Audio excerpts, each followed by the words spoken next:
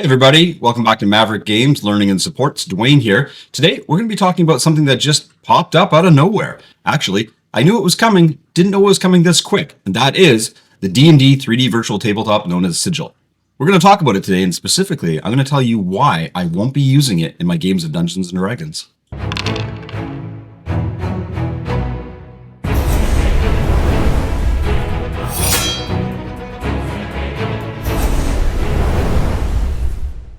Let's just clear one thing off the table right away. I am not a hater. In fact, I'm probably the most understanding and easygoing gamer you're ever going to encounter. I love everything that gets put in front of me. Very rarely do I actually have a passionate response that makes me just detest something that somebody else has created. It's part of being a creative soul myself, is I take a lot of appreciation in what others have created. Now, having said all that, doesn't mean that I have to actually want to use everything that gets put in front of me, and that biggest example of that is Project Sigil. Now, it's been a long time coming since we were first made aware of it and what it could do to the game of Dungeons & Dragons. I've had a lot of time to think about it and actually kind of strip down what it's going to do for me at my tables and what it won't do.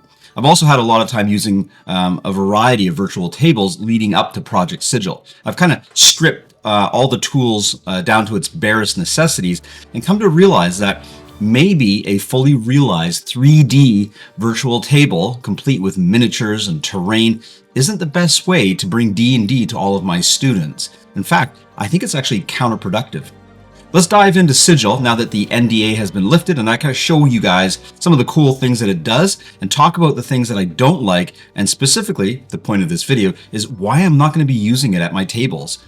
Here we are at the launcher for the Project Sigil. Now, previously, this has not been available to the general public. Luckily for me, I was in the alpha, so I had access to this all along, but because of the non-disclosure agreement, I wasn't able actually to show it to people. So for the first time, you can actually dive in and try this right at home right now. You will have a limited tool set to play with if you are not a master tier subscriber. So some of the things you might see on this, you might not have access to. But again, I'd defer you back to D&D Beyond to actually talk about what you are able to access with your free subscription. So let's dive in and see what Project Sigil has to offer. So here we are at the launch screen for Project Sigil, and it's going to prompt you to create a table. I'm just going to call this one Test. And one of the default options it's going to ask you for is whether you want to actually play the pre-existing module that they've inputted into the game or an empty table. I'm going to jump in and show you what an empty table looks like. So here we are on pretty much a blank table. You can zoom out of this and see that it is gridded, but I will mention that this grid will not be shown when you're actually playing on the Sigil tabletop. It's there for reference and for you to build everything so everything's to scale, but they actually don't have a grid overlay for your players to see. And one of the reasons why this is the case is the developers didn't want to pull players out of the immersive feel, and they wanted it to feel a little bit more natural. However, as you'll see, it does track the distance. It just doesn't actually show you the grid. I think that's a good design decision. So right off the bat, you can actually go into one of their default options and place down an environment. In this case, I'm going to use an outdoor environment by clicking Glade. And it's going to lay down an actual green grassy glade, as you can see when I zoom out. Now, as I mentioned, my computer is not up to spec as far as gaming standards go, but this might give you an indication of what your players will probably be seeing if they don't have a gaming PC or their computers just aren't up to spec. You are going to see a little jitterness. As well as a little slowness on my side. Rotating the map around, you can do so, and there's no assets down right now, so you can't really see it. Zooming in with the scroll wheel, as well as panning are all options. So right off the bat, my first sense is this is great. I think the drawbacks to Project Sigil start to become more evident once we actually start getting to some of the tools. Let's drop down a mini. And we're going to show you how this miniature interacts with the game table. So over here, we're going to go over and plant something down. It populates with the option to add tokens, minis, or custom. I'll get to custom in a second, but I'm going to drop down just a standard miniature. In this case, let's just go ahead and drop a bugbear down. So I'm going to drag that bugbear onto the table, close it off, and it populates as a hidden miniature. So your players at the table aren't going to see this unless you right-click on it and reveal it. So here we are of our bugbear. Quite nice, as you can see, sculpted. We're about to see the drawbacks of my computer. Rotating is kind of a weird thing. You actually hit R, and you pick up the miniature, and then you hit R to rotate it. It's kind of a weird thing. Other tabletops that I've used with 3D miniatures, you just use the scroll wheel to rotate it. But here we are. Here's our bugbear, and it's been selected, hence why the border is around it. Pretty nice. I mean, even with a computer that doesn't have a graphics card, it looks pretty cool. You can see sort of the max of scrolling out. Now, this is where things start going south, at least in my opinion. So I've been using D&D Beyond for about 6 years now. It's been the de facto way to sort of interact with monster stats and things like that. As soon as you get to Project Sigil, all that goes away. You're not going to be using your D&D stat cards. You're not going to be using your monster blocks. All of this is baked right in to the Project Sigil interface. And what I mean by that is there is no character sheet to pull up or a sidebar with the character sheet explaining what the monster's stats and everything are. It's all mapped to hotkeys down here at the bottom. So you'll see right here I have traits. It's got a bugbear trait there. Under actions, he has 3 actions populated. Under his skills, it's going to pop up, and I can actually go to show all if I want. And it's going to show all the bugbear skills. This is a manual dice. Oh, sorry, this is the actual ability scores here, as well as saving throws easily on a tab. Now, on the surface, that looks great. All the information is there, but again, it's pulled that information into a very compressed form. So when you go over to your actions, for example, it's basically just giving you the math, which I guess is what a stat block as well does. It's essentially a compressed stat block. But yeah, it's not the actual monster block interface that you might be used to interacting with. One of the cool things that I like over here is the ability to actually add nonverbal role play. So you can actually speak through the tabletop and have your bugbear do some nonverbal roleplay. And I'm a big proponent of nonverbal roleplay, just because it's another way to interact with your players at the table.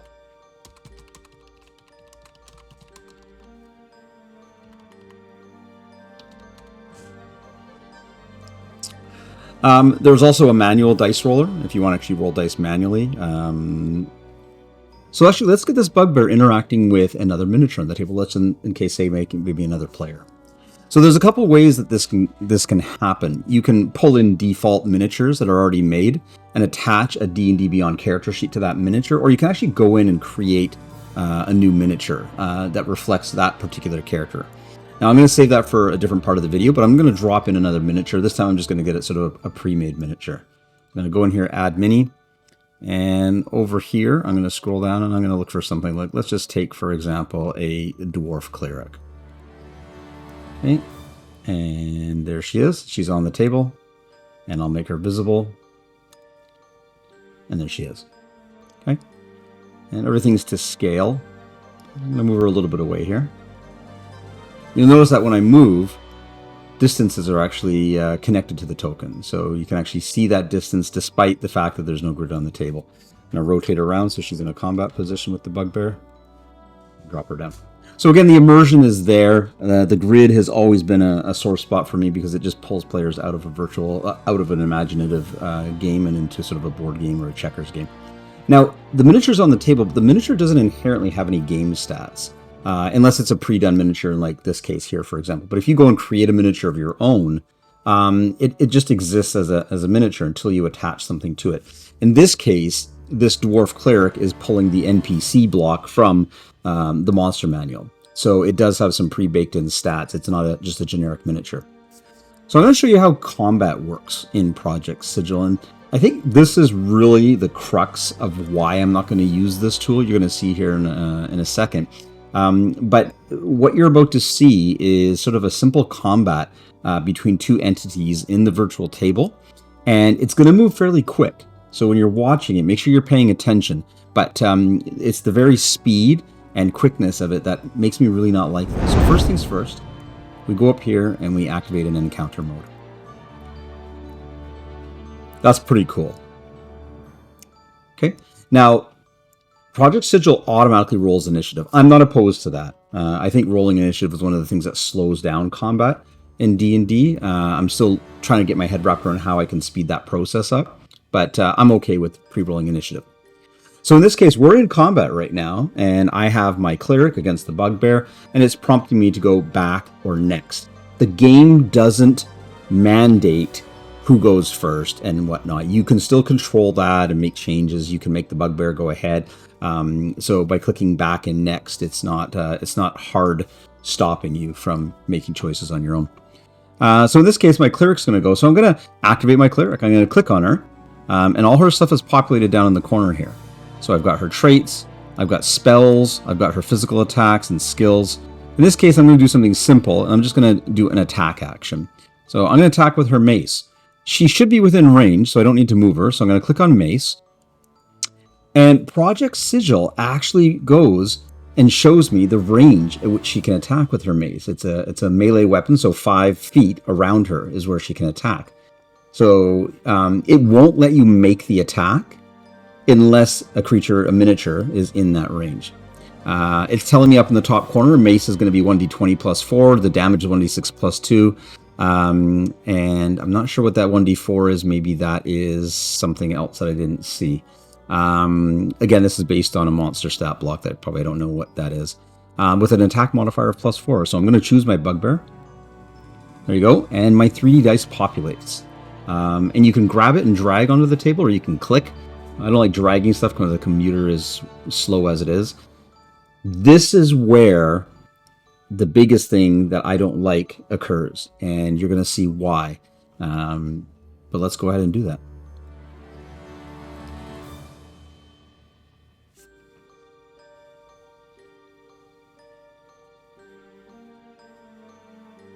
Okay. Now, my D20 didn't populate. That's probably a graphic engine issue or a glitch. But what you just saw was, one, the D20 rolled. It determined if it hit or not, meaning the Dungeon Master doesn't have to actually add in a flourish or a narrative. So it's determining that. And it immediately rolled the attack damage, as evidenced by the dice rolls there. And it immediately deducted it from the bugbear's hit points. Now, if you're like me, and I do engage in a lot of theater of the mind or just narrative flourishes and descriptions, that just cut to the chase. Like, we're done. It's the bugbear's turn. So we just cut out all the things that makes D&D great, which is some of that really awesome descriptions and such. We're just getting down to brass tacks now, basically a simulation. So I'm going to go into the bugbear. I'm going to click next. And it tells me, hey, it's the bugbear's turn. So the bugbear's stuff's down below there. So let's click on the bugbear, and let's go with a light hammer attack. And it pops up the circle. I pick my target. I click my D20. You're not seeing my D20 roll because my computer is lame. It does the hit. It rolls the damage, deducts the hit points. So all of that in a blink of an eye. That, my friends, is the reason why I'm not going to be using Project Sigil. Among other reasons, but that's the big one. It has basically just taken D&D combat and stripped it out. This is just a very quick brass tacks, I would dare I say video game approach to how D&D combat is working. So let's jump over to actually creating a miniature, which is another aspect of Project Sigil. So for creating your own miniature in Project Sigil, you're going to go over here and go add a mini. And I'm going to go over here to custom. Now, what you're about to see is the current state of the miniature building in Project Sigil, and I really, really, really hope that there's more to it than what we see. Currently, Hero Forge is the gold standard when it comes to making digital miniatures. So unless they can actually bring their miniature creation up to that same level, I'm not too sure it's going to catch. So here we go. We're going to create a new mini. So here's our new mini, completely naked. And as you'll see, they've got species, body, and item. So species covers, I mean, it's got the 5e species, but clearly not everything within the compendiums are in here. So that tells me that they're probably going to be adding stuff, and what we get now is not what we're going to end up with. I'm just going to name this guy Test. And we'll just work with a human one here at this point, but they do have the other one, so I'll just quickly go through that to show you. They scale down. At least they have orc and not half orc. Right. I think we're going to go human. So body is where you make all your major altercations. I mean, like I said, this is not the same level of quality as Hero Forge right now. So you're basically able to add poses, which is pre-done poses. Obviously, you can go male or female. Hairstyling options are there. Face options as well as hairstyling options. So you do have things that you can toggle with. Color, hair color, everything is available. Beards. I don't know why they're adding eye color, but I guess some computers might be able to zoom in quite heavily. I'm going to give this guy just a little bit more of a dramatic pose, I think, so I'll just do this. There we go, more heroic. And this is where the fun stuff begins, is where you actually start dressing your miniature. Helmets, there's a small selection of helmets, I guess. It's helmets and hats. Body armor, they've got more than they started with when I first booted this up back a few months ago. But again, they're more in the line of outfits as opposed to individual pieces, and I don't know if that's going to change. So for example here, I'll put this on, and then we'll give him some pauldrons. So I'm going to go back and use this one, I think. Let's use this. Looks like he's going to be in a fighter kind of position, so let's give him some pauldrons. Sure, let's give him these cool armored pauldrons, and you can even give them gloves, which is pretty cool. So I'll give him these gloves. Pants. So everything's very quick and easy, very click friendly. You know, you're not spending a ton of time going through a ton of options. And we'll get him a pair of boots here. Better yet, let's get him into some metal boots because he looks like he's decked out in metal armor. Fair enough. Okay. And then in the hand section, you're actually putting the weapons that you want to have. And they've got a fair decent amount of weapons. The only thing that I don't like is that they're not really easily identifiable as far as what the weapons are. So like are they long swords, short swords, you know, that kind of idea. I'm just going to give him this sword right here. And that goes in the hand. So here's our fighter. And currently, he is just an empty avatar. He does not have anything attached to him. So as far as gameplay goes, when you click on him, he has nothing. He's a shell. So we're going to reveal him though. There you go. So he's on the table. Now, what you need to do after you've created a miniature is you actually come down and you actually attach one of your characters to it. So you click here, and you can either go ahead and actually manually input values as well as change the miniature size. You can make them bigger, smaller. You can even load data from the monster manual to fill that miniature. So if you go and create your own homebrew, whatever it is, you can actually add whatever data from the monster manual you want. In this case, it also gives you an option to select your D&D Beyond character. So I'm going to go ahead and do that myself. I've got some characters populated in here. And it's going to pull the information there. So I'm going to try this one right here. Rylan Chatternook. It's a character that I have. And it pulls the stats and pulls the name, even pulls the character portrait. Of course, the character portrait doesn't change the miniature. So Rylan Chatternook is now ready for play, and that is him down in the corner. So whatever character you have in D&D Beyond can be easily imported to your miniature. So creating your maps in Project Sigil basically involves going into creative mode. Creative mode pulls up various tiles, building blocks that you can use. Terrain is there as an option as well, so you can actually lay down different pre-done terrains in the form of bogs, swamps. You can add those assets. If you've ever played Tailspire, you'll probably find it very similar. And you can place that down. It's very easy. The interface is just basically almost like you're painting in the assets as you go. They do have some pre-generated set pieces in the form of larger constructs that you can go down and you can place down if you're really in a hurry for something. So that's the nice thing about that. And as you can see, you can zoom in. Again, my computer is not the best at this, so I'll move this out of the way. But quite impressive. I mean, we're talking about very high fidelity graphics. Even on my computer, you can tell that it's quite there. But these ones are pre-created, so you're not going to have the flexibility of really, laying it out exactly how you want. For that, you're going to have to go into the building blocks, which is laying down your terrain and props. So I think there's a lot to be said about how you can use this tool.